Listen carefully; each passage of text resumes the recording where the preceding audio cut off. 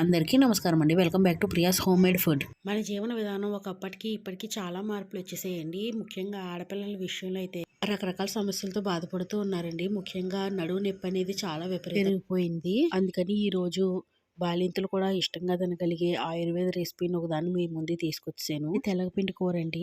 తెలగపిండి కూర అనేది నడుము నొప్పికి ఒక మెడిసిన్ లాగా పనిచేస్తుంది. కనీసం వారానికి ఒకసారైనా ఇలా చేసి పెట్టినట్లయితే పిల్లలకి నడుము నొప్పి అనేది అస్సలు రాదండి. శరీరానికి మంచి పోషకాలు కూడా అందుతాయి.